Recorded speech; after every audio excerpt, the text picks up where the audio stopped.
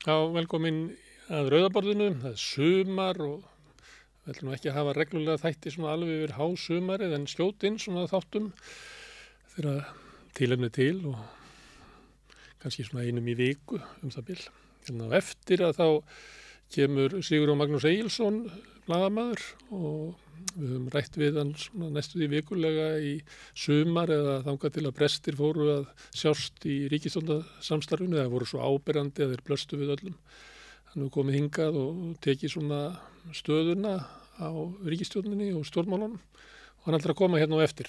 En ég ætla að byrja á því að ræða við Guðmund Hrafn Arngrímsson, velkomin, formaður Leigjendasamtakanna, og tilefnið er að það er komið inn í samráðsgáttina breytingar á lögum húsaleigulögum og þar veit ég að leigjendur hafa verið að bíða lengi og margir svo sem aðrir eftir aðgerðum ríkisstjórnarinnar til þess að hemja leigumarkaði með einhverjum hætti og spurningi lítið þó að vera til að vera með, er þetta slíka breytingar að þær munu laga húsaleigumarkaðin? Nei, ekki með nokkru móti og það er margt í þessu.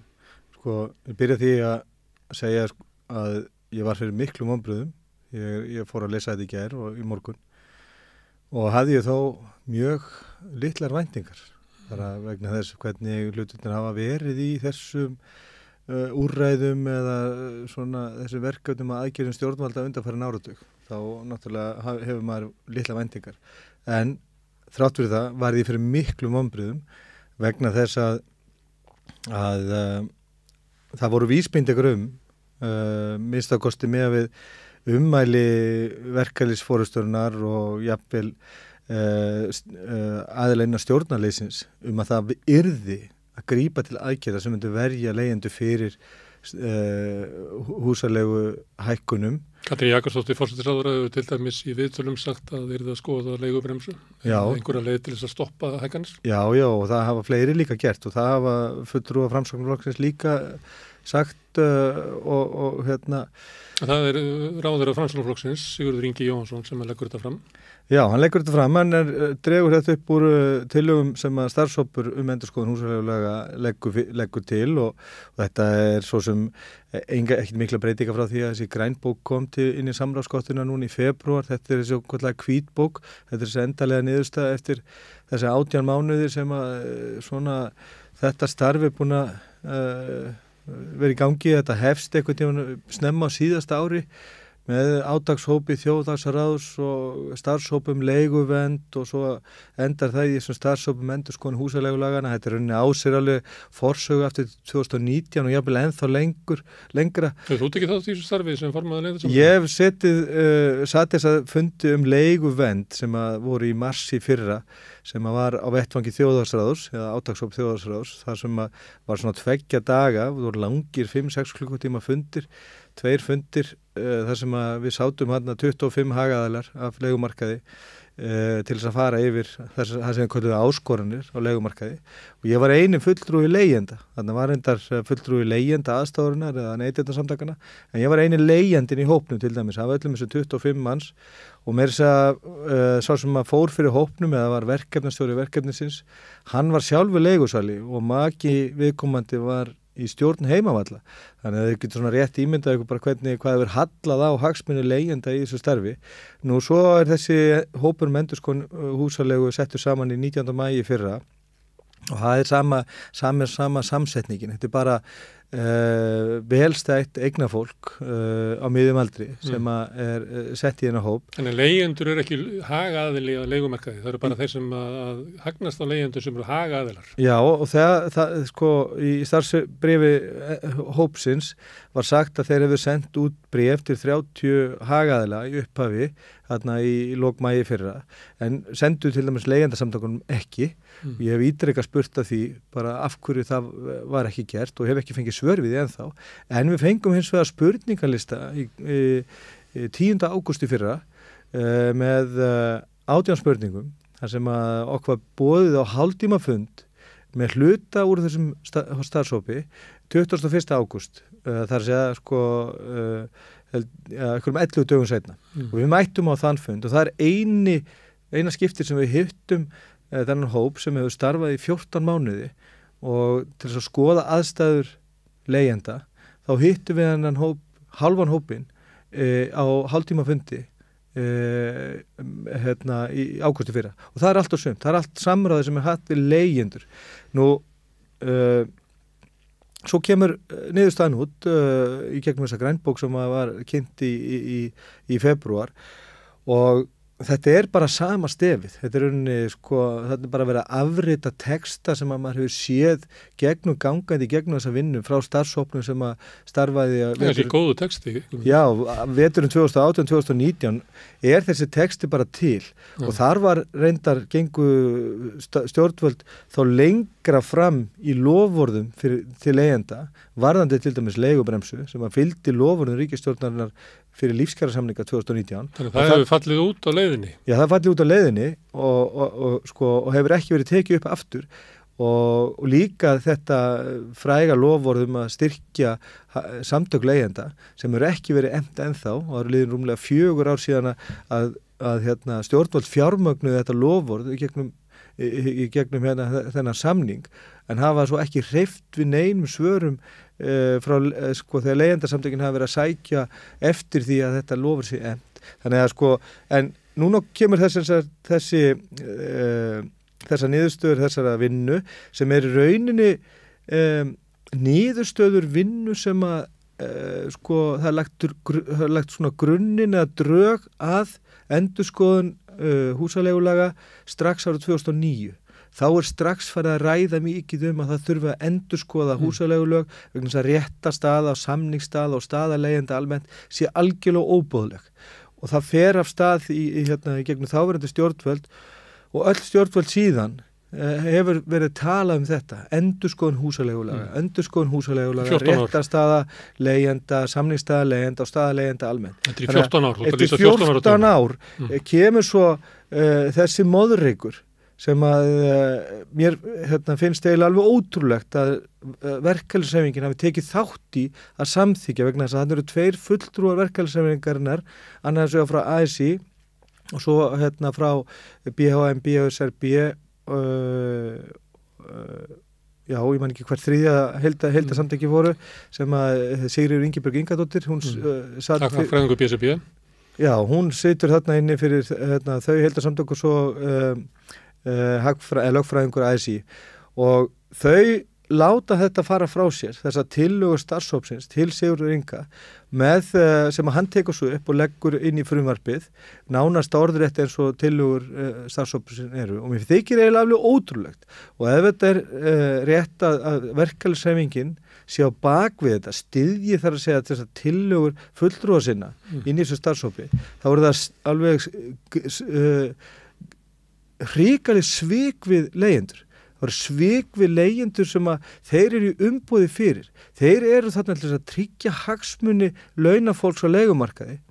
Og hún hafa bara alls ekki gert það vegna þess að tillögurnar sem að birtast í þessum frumvarpsdrögum eru allar merktar því að það staða leigjenda versnar.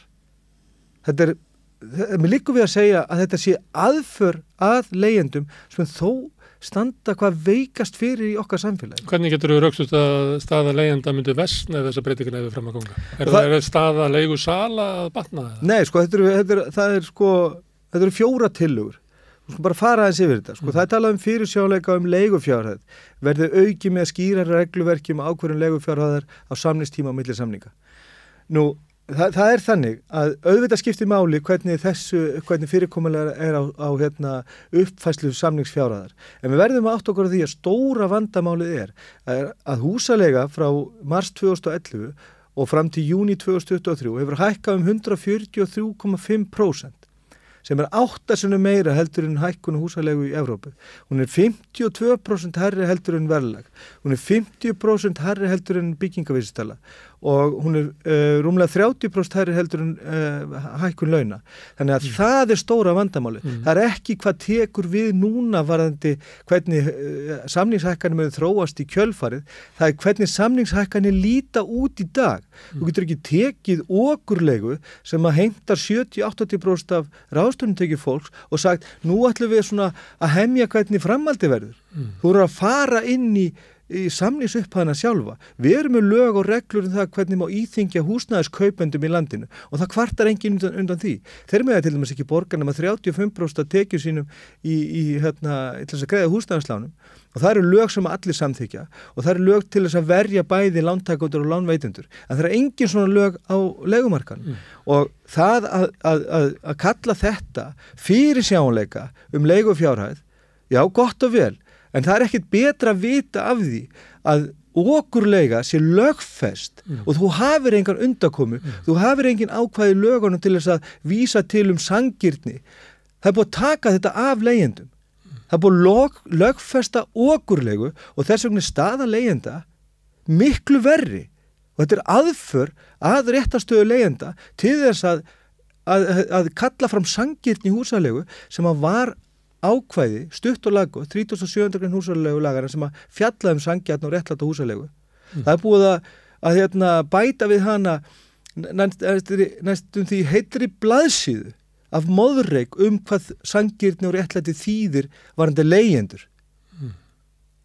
Þannig þetta er aðfæra leið. Og hvað hefur verið bætt við? Að raunverulega sé aukið svigrúm leigusalans til þess að hækka eða? Það sem er búið að bæta við og þetta nú breytingar sem að fóru í gegn í 22. desember í fyrra þegar átt að samþykkja skylduskráningu allra leigusamninga og var svo bara hætt við kortir í þinglok rétt fyrir jól en ákveða að breyta 37. grein húsaleigulaga og bæta við að sanngirni fyrir leigjendur þýðir ekki sanngirni sem er sem er að meta bæði huglegt og raunverulega eins og hefur alltaf verið gert og sanngirnishugtaki er víða í íslensku rétti og þannig bara heil doktorsritgjur það bæði dómaframkvæmd og fordæmi og hvernig hún birtist í íslensku rétti. Það var tekið í burtu einhvers konar túlkun á hugtakinu sanngirni fyrir leigjendur með því að binda sanngirnishugtaki við markaðsleigu á sambærilegu húsnæði eins og að birtist í gagnagrunni HMS, eða húsnæðis- og mannvirkjastofnunar. Það er við skrifum þetta á samstöðina, það sem að þetta var eiginlega það sem var mest áberandi þegar við fórum yfir tillögurnar, að það er gegnum gangandi þessu hugmynd að sanngirni sé markaðurinn. Já. Og markaðsleiga, að hún er góð ef hún er í samræmi við markaðinn. Já. Þannig að markaðurinn mælir sig sjálfur og niðurstaðan hlýtur alltaf að vera svo að það sem að markaðurinn er í takt við markaðinn, þá sé markaðurinn sanngjarn og góður. Já, og það er þá sanngjarn og réttlæti sem að 37. greinin mæli fyrir og hún er rauninni ekki hægt að því að það verið að tala að ef að rís upp ágreiningur leigu fjárhæð, þá sé þetta skjóta þeim ákvörðun til úrskurðarnefnd og húsamála. En þeim er gert að fara eftir markanum. Þannig það er bara ef einhver hækkar langt umfram það sem aðri gera á okurmarkaði, ef þú verður langt umfram það, að þá sé möguleiki að það sé gripið inn í. Já, en við erum á okurmarkaði og það sem að þarf að koma til, það er að fyrsta sem þarf að gera, það er að leiðrétta húsaleiguna. Það var gert fyrir skuldsett heimili árið 2015, þá voru nú settir næstu 100 milljarðar af almannafé í að leiðrétta forsendubrétt fyrir skuldsett heimili. Nú, það þarf að koma til nákvæmlega samskonar leiðrétting á húsaleigu vegna þess að húsaleigu hefur hækkað langt umfram allar aðra hagstærðir. Ég vil vísa aftur í samstöðina þegar við verðum svolítið að skrifa þetta.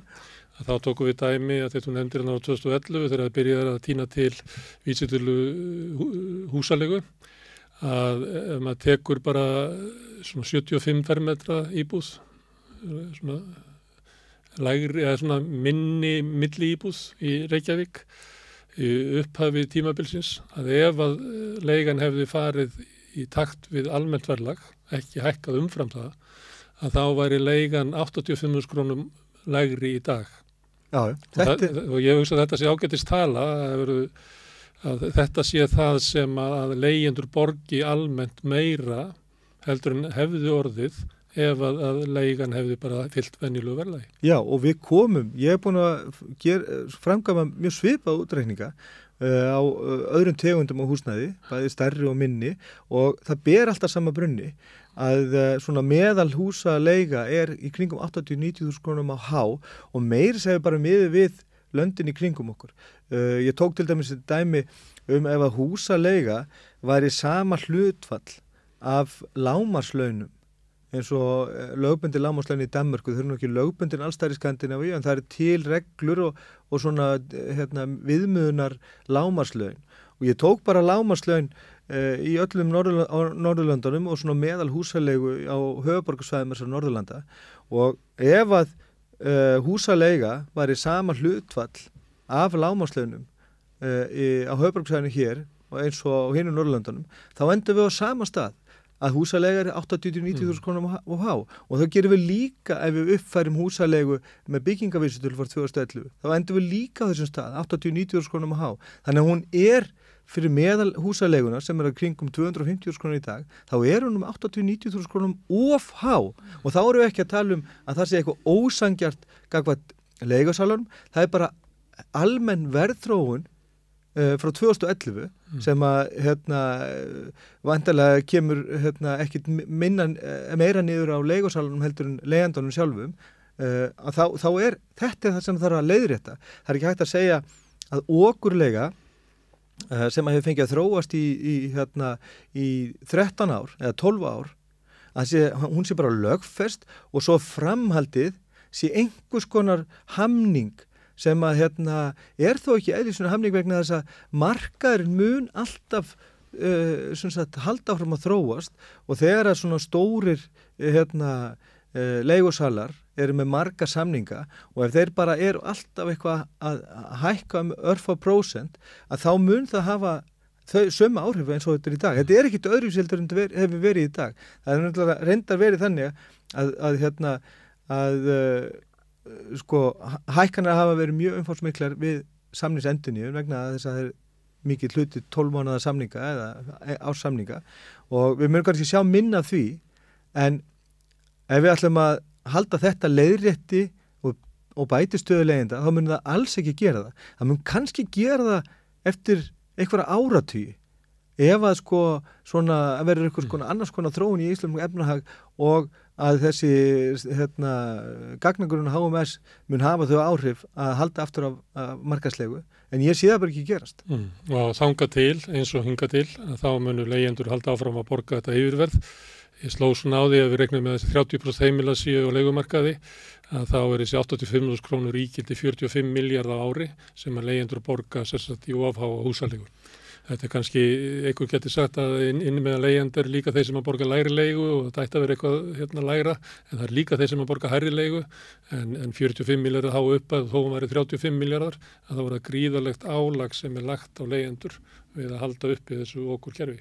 Og vel að merkja, það er tölur sem að þú og ég erum að nota eru tölur sem að birtast í versi á húsalegu hjá Húsnæðis- og mannvirkjastofnun. Við erum búin að vera með verðlagseftirlit leigjendasamtökin á leigumarkaðnum frá því í janúar og við höfum komist að því að svona almenn markaðsleiga á hinum almenna markaði hún er 20-30% og allt upp til 50% hærri heldur en svo leiga sem að birtist í versi á Húsnæðis- og mannvirkjastofnunar. Þannig þessi tala er hærri, þessi tala sem þú ert að nefna, hún er mun hærri vegna þess að það er ekki nema innan við 50% húsalegu leigusamningum inn í þessari versjá og stærsti hluti þeirra eru náttúrulega þeir samningar þar sem að fólk er að leigja ódýrari heldur en svona almennt vegna þess að þetta eru þeir sem að eiga kosta á að sækja húsnæðisbætur sem er eini hvatinn til þess að þinglýsa og þar með vera hluti af þessum gagnagrunni að almennt á hennum frjálsa markaði að þá er leiguverðið miklu hærra heldur en að birtist í versjáni og þó er það einu tölun sem við getum notað en við vitum að staðan er bara hreinlega verri en svo hrikalega staða sem við getum lýst. Herðu, það er ég googlaði svona bara með orðalit að leigubremsu hún er tvisvarsinnum getið í þessari skýrslu. Já. Samt var það þannig að í lífskjarasamningum 2019 þá lofaði ríkisstjórn Katrínar sem að situr eiginlega enn og þannig að við endur nýjað stjórnarsáttmálann lofaði því að setja á leigubremsu. Nú 2023 að þá er þessi starfshópur eiginlega bara ítir henni að borðinu eins og að leigubremsur sem eru víðanótaðar og að auknu afli á undanförnum árum, missurum, sérstaklega út af lífskjarakrísunar í Evrópu að þá hefur séð dæmið þess að leigubremsuna hefur verið hert, til dæmis í Danmörku, við fyrir bara stutt í Skotlandi, að þá ítir starfshópurinn leigubremsunni lúta borðinu sem að það muni vera skaði af leigubremsun. Já, og hún nefnd í svona, það sem að vísa í, það sem að hagaðilar hafa sagt. Hún tekur leigubremsun rauninni ekki til umfjöllunar, en segir samt á sama tíma. Leigubremsa... Það meira en að hagaðilar hafi nefnt hana því að ríkisstjórnin lofaði henni. Já, en ég er að tala að starfshópurinn tekur ekki leigubremsuna til skoðunar í vinnunni sinni, þrátt fyrir að þessu hafi verið lofað. En þeir nefna hins vegar að því að leigubremsa tekur bara til þessara breyting á samningsfjárhæð á meðan að samningssambandi fyrir hendi. Og það er, eins og þú segir, það er bara eiginlega allstaðar í Evrópu einhvers konar hömlur á því í gegnum þessa vísitölutengingu sem að vel að merkja fer bara fram einu svona ári víðast hvar en ekki einu svona mánuði eins og hér. Og sumstaðar nota til þess að lækka kerfisbundið húsaleguna, nafnverð húsalegu, þar sem að heimildin til að hækka er kannski bara brota verðbólgunni. Akkurat, og þetta er þá í eðlisvinnu einhver leiðað einhverju eiginlegu leiguþaki. En það er svo merkilegt að varðandi þessa samningsupphæð áður en við förum að fjalla þessa vísitölutengingu að starfshópurinn segir frá því í greinagerðinni að það eru 24 af OECD-ríkjunum með einhvers konar regluverk upphafs samningsfjárhæðina en ræða ekkert af hverju og hvernig fyrirkomulega heldur bara að tala að þetta sé af hinu illa og þetta muni alltaf leiða til skorts á húsnæði. Og svo er bara málið afgreitt, en samt eru 24 rúmlega heilmingurinn af OECD-ríkjunum með þetta fyrirkomulag. Og svo verðum við líka að horfa til, þó að þetta sé ekki nema 24 ríki af OECD-ríkjunum, þá verðum við að horfa líka til hvernig staðan almennt á húsnæðismarkaði, vegna þess að staðan á húsnæðismarkaði skilgreinir í rauninni þörfina fyrir regluverkið. Ef að það er mikið framboð af félagslega reknu húsnæði og það er ekki húsnæðisskortur og hagkerfið almennt þannig og búið þannig hlutina að það er tiltölulega greiður aðgangur að húsnæði á viðræðanlegu verði, þá þarf til dæmis ekki vera með svona leiguþak og leigubremsu vegna þess að stóra félagslega kerfi virkar raunin eins og regluverk. Það heldur aftur af hækkunum á hennum almenna markaði vegna þess að hann er valkostu fyrir leigjendur. Markaðsráðandi, svo sagt. Þannig að í þeim löndum þar sem að þetta regluverk í þessum 24 OECD-ríkjunum, þar eru aðstæður hins vegar þannig að það er ekki til að dreifa að það er greiður aðgangur að svona húsnæði. Og við á Íslandi, við búum við minnsta hlutfall félagslega reknu húsnæði í allri Evrópu. Við vorum með 3,47% af húsnæðismarkaðnum í félagslega reknu formi árið 2018. Það voru eitthvað aðeins hækkað, ég efast við séum komin upp í 5%, við séum ekki bilinu 4-5%, en víðast annars þar er þetta á bilinu svona 15-25 og allt upp í til 60%.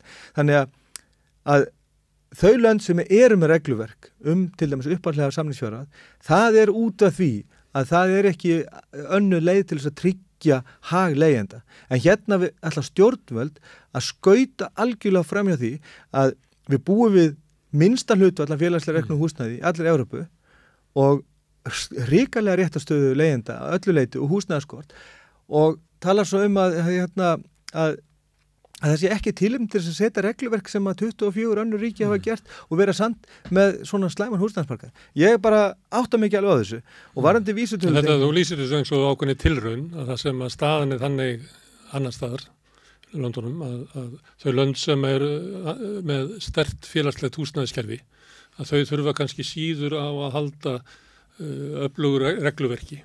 En það sem að félagslega kerfið er veikt að þar er yfirleitt öflugt reglukerfi til þess að halda aftur að markanum. Sumstaðar er þetta hvorutveggja, en íslensk stjórnvöld alltaf ein í heiminum að hafa hvorugt. Að hafa hvorugt, en segja samt alltaf reglulega í þessum tillögum og í greinagerðinni að samningsstaða leigjenda komi með auknu framboði á félagslegu húsnæði, auknu framboði húsnæði á sama tíma að það er fordæmalegt hrun í framleiðslu. Það trúið því að markaðurinn muni laga þetta. Já, trúið því að markaðurinn muni laga þetta. Ef að við værum með 30% af öllu húsnæði félagslega rekið og nægt framboð, þannig að það væri raunveruleg valkostu fyrir alla og bara þeir sem að vildu myndu geta farið inn á almenna marka vegna þess að það voru kannski betur búnar íbúðir eða þær væru með betra útsýni og þess áttar eða hvernig sem að það væri, hvort að þetta væri eitthvað öðruvísi heldur en svona félagslega reikið eða hvort að bara vildi ekki búa í félagslega reknu húsnæði, það er kannski sömur sem að finnast það eitthvað óþægilt fyrir sjálfsmyndina, en ef þetta væri raunin valkostur, þá myndum við ekki þurfa að vera með svona stýringu á frjálsa leigumarka vegna þess að ef að leigjendum býður við eða bara geti ekki staðið undir þeim kjörin sem eru boðin, það bara hafa þeir valkost, en í dag hafa þeir enga valkost, þeir eru fastir þar sem þeir eru og komast ekkert, og þegar að staðan er þannig að þá þurfa stjórnvöld að setja regluverk og það hefur alltaf verið þannig og það er hugsun bara ríkið, að ríkið sjáu að fólki sé ekki misboðið eða markaðurum misbjóð ekki fólki og það er bara forsendur fyrir markanum eru að fólk hafi samningsstöðu sem að veiti þeim kost á að bæta kjörin sín. En Guðmundur, við mjög taka þig frá svona efnisatriðum þessa mál sem eru bara svo fá og veik að það lýsir eiginlega ekki málinu að vera að labba í gegnum tillögur hópsins. Þær eru svo veikar gagnvart hinum stóra vanda sem allir viðurkenna. Við höfum vitnað í ummæli ráðherra VG og Framsóknar, vitnað í kröfur verkalýðshreyfingarinnar og lofur ríkisstjórnarinnar í samningunum 2019, umræðu sem hefur verið innan stjórnkerfisins alveg frá 2009 í 14 ár við að bæta ástandið og ekkert kemur út úr þessu. Og þá langar menn til að spyrja þig, hvernig stendur á því að frammi fyrir þessu vanda kemur Sigurður Ingi Jóhannsson fram með eitthvað sem er ekki neitt? Ég get ekki kannski svaraði af hverju hann gerir þetta. Heldur hann sé búin að gefast upp í pólitík? Ég held að sko það skiptir máli hverja hann velur til þess að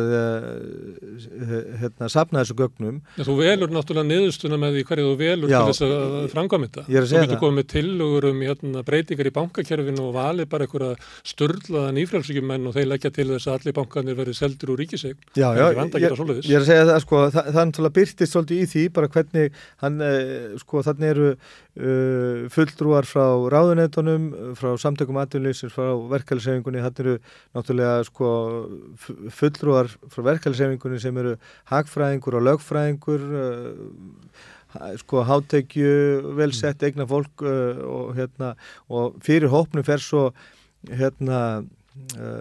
velstæður lögfræðingur sem er giftur Framsóknarþingkonu svona og hægur og heimatökin þar að velja náttúrulega mann þar inn, en ég held að sko að við búum bara við þar aðstæður á húsnæðismarkaði að sko fjármálaöflin þau ráða húsnæðismarkanum. Það er það hafa byrst fréttur það undanfarið að álögur eða álagning á húsnæðismarkaði á Íslandi sé fjórfalt meiri heldur en víðast annar og það kom nú bara fram í skýrslu frá BHM núna í vor að álagning á húsbyggingamarkaði veri 100%. Við höfum búið við húsnæðisskort sem er alveg fordæmalaus og honum er viðhaldið og er að versna gríðarlega þannig að sko að það birtist manni annarkvort hafa sko þessi fjármálaöfl svona gríðarleg tök á framvindu sko leigumarkaðurins vegna þess að leigumarkaðurinn og staða leigjenda og hagnað á leigumarkaðnum sem að birtist bæði í sko hinum eiginlegu leigutekjum en líka í sko ásókn fjárfesta í húsnæði til þess að sko húsnæðisverð á Íslandi og hækkun þess má fyrst og fremst skýrast af stöðu leigjenda. Eignarhald á húsnæðismarkaði hefur þróast þannig að yfir 70% af öllu húsnæði frá 2005 hefur endað í höndum eignafólks og þeirra sem og lögaðila sem að setja íbúður á leigumarkaðin og það þetta fólk, fjársterka fólk sem að keyra upp húsnæðisverðið og það... Vegna þess að leigjendurnir eru að borga húsnæði fyrir þau. Já, af því að það þau geta bara hækka leiguna endalaust út af skorti og... Það forsenda fyrir hækkun og húsnæðisverði staða leigjenda og það þess vegna að því það eru miklu hagsmunir undir hjá mjög fjársterku og valdamiklu fólki að það er þeirra hagsmun sem fyrst og fremst verið að verja með því að viðhalda slæmri stöðu leigjenda og mér liggur við að segja að þessa tillögur séu hreinlega aðför að leigjendum sem að búa þá hvað veikast fyrir. Þetta er bara algjörlega skelfilegt. Nei, það endur taka spurninguna. Er það þá þannig að ráðherrann sem að kemur fram og viðurkennir vandan á leigumarkaði að þurfa að gera eitthvað í þessu, bæði innviðaráðherra og forsætisráðherra, viðurkennir það. Síðan er settur í gang starfshópur sem að vinnur í nánum tengslum við ráðherranna. Er það þannig að ráðherrarnir segja að við þurfum eitthvað sem að lítur út eins og breytingar til þess að geta staðið undir því sem við höfum sagt við almenning, en í Guðs bænum ekki breyta neinu sem að raska markanum. Því að við viljum hafa markaðin þannig að hinn efnameiri hafi tækifæri til þess að græða á hinnum fátækari. En það eru enga breytingar í þessu. Það eina breytingin er að búa að banna mánaðarlega uppfærslu með vísitölu á 12 mánaða samningum. Það er eina breytingin í þessu. Hitt allt eru áherslur á fræðslu, að styrkja kærunefndina og upplýsingarskyldu. Gagningunum. Það er engar aðra breytingar. Eina breytingin er að það má ekki uppfæra húsalegu á samningum sem eru styttri en til 12 mánaða.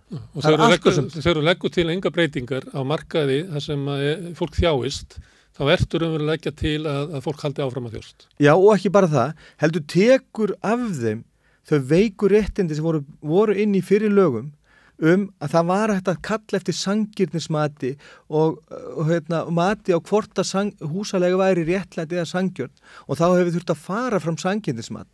Þetta var það sem við í leigjendasamtökum höfðum í huga að er gert vegna þess að það var ekkert í þróun hagkerfisins sem bendi til þess að húsalega væri sangjörn með nokkur móti. En þá, eftir að hafa hlustað þessu orðræðu leigjendasamtakana síðasta sumar og síðasta vor og síðasta haust, þá tekur innviðaráð sér til og segir að sanngirnishugtak er ekkit eitthvað sem þú getur metið. Heldur, það er markaðslegan sem ég ætla að setja fram hérna með skildurskráningu húsaleigusamninga. Ég ætla samt ekki að skilda nema lítinn hlutamarkan til þess að fara hérna inn, en samt verður það bundi við húsaleguna. Þannig að, eins og segi, það eru enga breytingar nema þessi eina litla breyting sem vel að merkja að þessi breyting að vísitala húsalegu á 12 mánaða samningum með ekki breytast fyrir en eftir 12 mánuði. En á 2 ára. Já, það er já, og markmiðið er að fækka 12 mánaða samningum og fjölga samningum sem er lengri en 1 árs og það verði ekki til að byrja með til 2 ára. Vegna þess að 13 mánuða kannski? Já, þá máttu vísitölutengja húsaleguna í hverjum einasta mánuði sem að eykur krónutölun á vísitölutengingu á 250.000 krónar samningi. Ég reiknaði daginn, ég tók 180.000 krónar samning sem hefur undirritaður í janúar 2018 og fram í janúar 2023 og kostnaðurinn við að uppfæra húsaleguna í hverjum einasta mánuði umfram það að gera það bara einu svona ári eins og það er allstaðar annars í Evrópu. Þetta er eina landið í Evrópu, ég held örugglega í heiminum, þar sem að vísitala hefur áhrif á leigufjárhæð einu svona í mánuði, að þetta hækkaði fjárhæðina á þessum 5 árum næstu 400.000. Næstu 400.000. Og þetta hefur verið að lögfesta inn í þessa séríslenska afbrigði, en takk út fyrir sig að 12 mánaða samninga. Af því alls þar í Evrópu þá bara kemur vísitölutengingin og uppfærslan samkvæmt henni einu svona ári. Þetta ég er búin að ræða þetta við verkalýðshreyfingunni, ég er búin að fara að fund með ASÍ, ég er búin að tala við fulltrúa ASÍ akkurat þetta og í þessum tóni og þeir eru búin að samþykkja þessu útreikninga. Ég er búin að sýna þeim þetta, ég er búin að fá svör frá þeim, þetta er rétt hjá þeir, en samt leggja þeir blessun sína yfir þetta. Og ég skil ekki að verkalýðshreyfingin sem er okkar einu fulltrúar skuli ekki vera meira vakandi fyrir þessu. Ég er búin að eiga samtal við fólki inn í verkalýðshreyfingunni í dag og þau bara áttar sig ekki á þessu. Þannig mér dettur helst í huga að þessi fulltrúar verkalýðshreyfingarnir í starfshópnum fái bara frítt spil. Ég veit ekki hvort þetta er tekið fyrir tillögurnar innan hreyfingarinnar eða þeim bara treyst fyrir þessu. Ég finnst þetta bara algjörlega galið. Þannig verkalýðshreyfingin hefur raunverulega, ef við viljum vera dramatíski, stungið hnífi í bakið á leigjendum með þessu.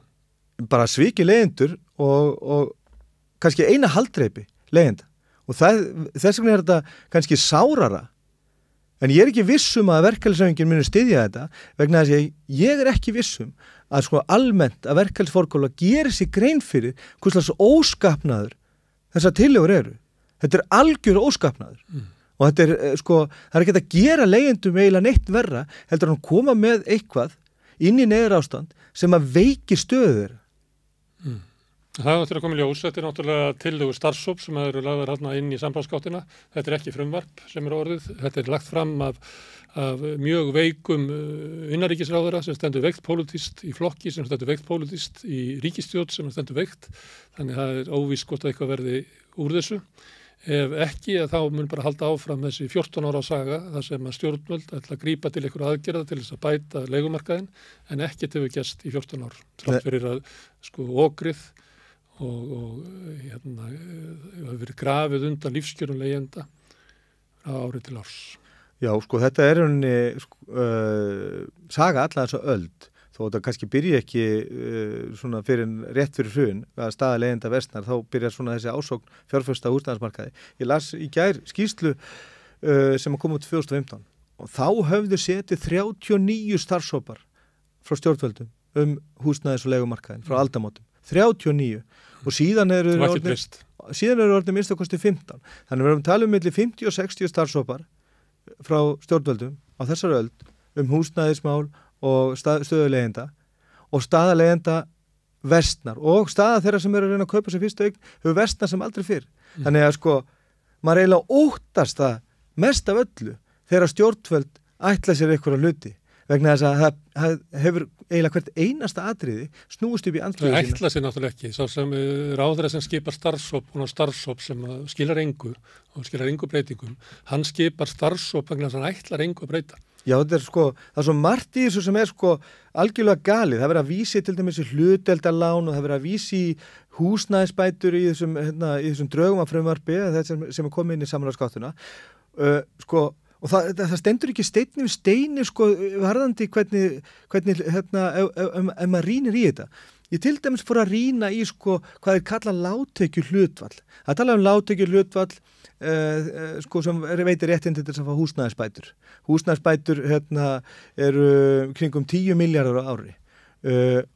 Og svo talað lágtekju hlutfall sem veitir réttindi til þess að fá hlutdeildarlán, sem talað þessa flóttaleið út af leigumarkaðnum. Ef þú uppfyllir lágtekju hlutfallið sem skrifað inn í hlutdeildarlögin hlutdeildarlánin sem þýðir að hjón mega verið með 12.040.000 krónur í árstekjur samkvæmt nýju uppfærði reglugerð frá 21. júní síðastliðinn, þá færðu engar húsnæðisbætur. Ef þú ert með þessar tekjur, hjón með 12.040.000 í árstekjur, þá færðu 0 í húsnæðisbætur. Þá eru lágtekjuhlutfallin í húsnæðisbótakerfinu svo lág að og svo verið að tala að úrræðið hlutdeildarlán eigi að vera fyrir leigjendur. Ef leigjendur sem að rétt skríða undir lágtekjurnar sem veita rétt á hlutdeildarlánum fá aldrei húsnæðisbætur og hafa kannski aldrei fengið eða ekki fengið í mörg ár. Hvernig eiga þeir að komast út af húsnæðismarkaði með aðstoð stjórnvalda sem að hefur tekið af þeim með húsnæðisbætur sem að bæði, eins og þú nú talað sjálfur, hafa tapað verðgildir sínu og Bjarni Ben sagði það nú bara í andsvörum við fyrirspurn Helga Hjörvar í þinginu árið 2015 að húsnæðisbætur gera ekkert annað heldur en að hækka húsaleigu. Þetta sagði hann sjálfur. Herra Guðmundur, þú ert þú ert gáttaður á þessu. Ég gáttaður. Þú ert verið að bíða lengi eftir réttlæti. Og ef ég má eins og lokin bara vitna í stjórnmálamannið á Íslandi að ef við látum fólk bíða eftir réttlæti það er sama og hafna því. Neita fólki réttlæti. Það svo þess. Hendur þannig. Við vorum að tala veikan innanríkisráðherra og við ætlum að halda áfram að tala hann hér á eftir. Sigurjón Magnús Egilsson kemur og við ætlum að taka púlsinn á ríkisstjórnarflokkunum og þar með Framsóknarflokknum og þar með Sigurði Inga Jóhannsssyni. Þetta er augnablik.